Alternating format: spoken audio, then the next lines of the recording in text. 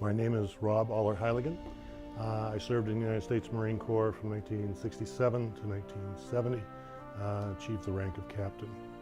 I served in Quantico, Virginia, Cherry Point, North Carolina, Camp Schwab, Okinawa, and Da Nang, Vietnam. Whenever I was a kid and we played war, I was a captain in the Marine Corps.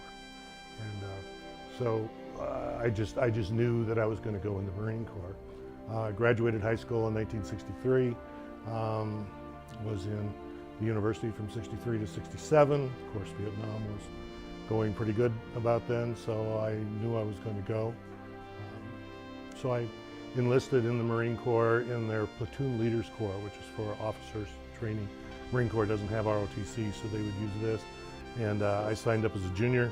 I was then inducted as a Lance Corporal in the Marine Corps. Summer between my junior and senior year, I went to 10 weeks of OCS.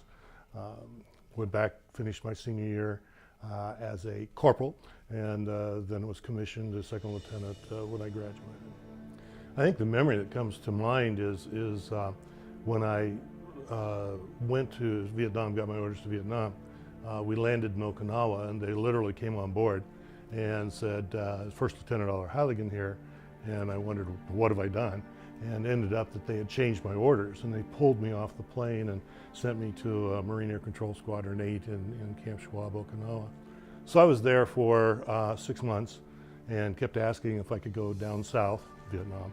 And finally they said, yeah, you can go down. And so I went down to Marine Air Control Squadron 4, and a couple funny things happened. One, the only time the unit was hit in the whole war, it was on a mountain out in the peninsula outside Da Nang, was the third night I was there. So of course I got blamed for it, and we were in a firefight that night.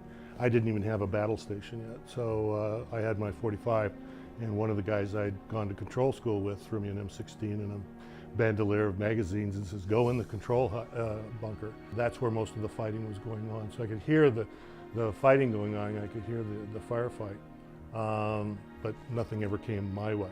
We were in the firefight all night, and nothing really happened. We had 2 wounded. We had to evacuate later, and about 4 o'clock they shut it down. So that was my total combat experience.